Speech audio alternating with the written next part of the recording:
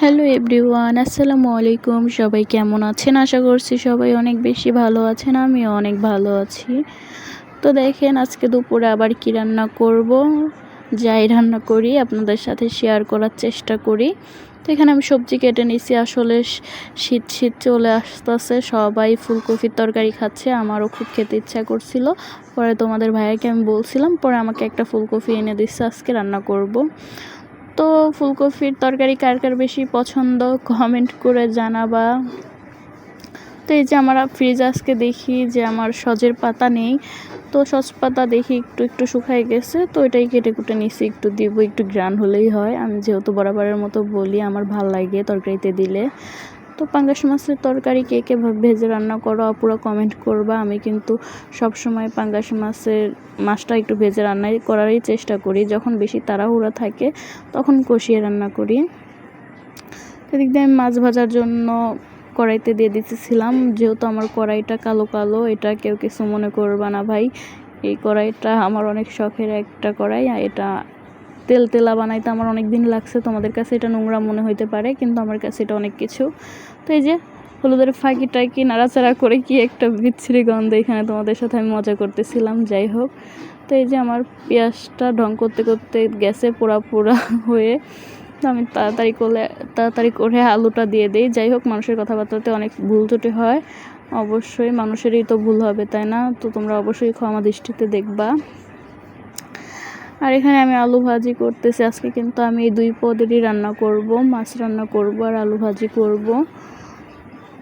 তো মানুষ কি বলবো, মানুষকে নিয়ে তো বলার কিছুই নাই, শুধু একটা কথাই বলবো যে যখন হাজব্যান্ডের যেরকম পরিস্থিতি হয়, সব সময় তোমরা হাজব্যান্ডের পাশে থাকার চেষ্টা করবা। জানি মেয়েদের একটু সব কিছুতেই স্যাক্রিফাইস করতে হয়। আমি যেহেতু একটা মেয়ে মানুষ, অবশ্যই আপুরা তোমরা অবশ্যই স্যাক্রিফাইস করো, আরও করবা, কিন্তু কখনোই হাজব্যান্ডের হাত তোমরা ছাড়বা না। আমি দেখেছি হাজব্যান্ড ছাড়াই দুনিয়াতে কেউ কাউকে ভালোবাসে না। তো এই যে আমার মাছ ভাজিটা পকড় পকড় করতে করতে হয়ে গেছে।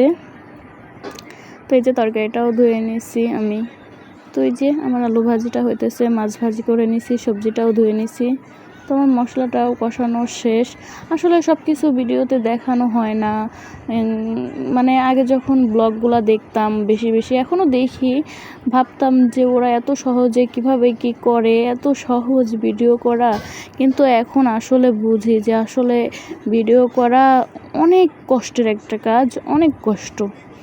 তো অবশ্যই তোমরা বড় বড় সেলিব্রিটিদের যারা গালিগালাজ করো বা করো, এগুলো করবা না। আসলে সব কাজেই কষ্ট, ওরাও তো অনেক কষ্ট করে করে তোমাদের এত সুন্দর সুন্দর ব্লগ ভিডিও দেয়, বা তোমরা ওদের জন্য অনেক কিছু দেখতে পাও, অনেক কিছু শিখো। যাই হোক, ওদেরকে এরকম কিছু বলবা না। তো যাই হোক, আমিও অনেক বেশি মনে হয় তোমাদেরকে পকড় পকড় করে বেশি জ্ঞান বুদ্ধি দিয়ে ফেলতেছি, তো অবশ্যই ক্ষমা করবো আমাকে। তো দেখো আমি তরকারিতে ঝোল দিয়ে দিচ্ছি। আজকে আমি নিজেও জানি না আমি কিভাবে কি তরকারি রান্না করতেছি, কি তরকারি রান্না হইতেছে আজকে আমার যেহেতু আজকে আমার শরীরটা বা মনটা আমার দুইটাই খারাপ ছিল। তো এই যে আমার পোড়া পোড়া আলু ভাজি শেষ। এদিক দিয়ে আমি হাতও দেখাচ্ছিলাম যে দেখো হাতের কি একটা অবস্থা হয়ে যায় এই হলুদের ফাঁকিটা নাড়াচাড়া করলে। এটা আর কি আমাদের বাড়ির হাতের হলুদের ফাঁকি, তো এই জন্য বেশি কালার হয়। তো এই যে আমার পোড়া পোড়া আলু ভাজি, তো কে কে পছন্দ করো আর কার কার খাইতে ইচ্ছা করতেছে তারা চলে আসো। তো এই যে আমি পাঙ্গাস মাছটা ভাজি করে নিচ্ছি, এখন ঝোলের মধ্যে দিয়ে দিব যেহেতু বলক চলে আসছে। তো এই যে মাথাটা রাখবো আমার হাজব্যান্ডের জন্য, সে অনেক বেশি পছন্দ করে এটা। তো এই যে আর কি টুকটাক করে করে রান্না করি, একটু একটু করে ভিডিও করি, এক হাত দিয়ে ফোন ধরে রাখি তোমাদের জন্য, কত কষ্ট করি। ওই যে বললাম এত সহজ না ভিডিও করা, আবার যেহেতু আমি ফ্যামিলি বাসায় থাকি, সে তো বুঝতেই তোমরা পারতেছো যে কিভাবে কি করি আমি।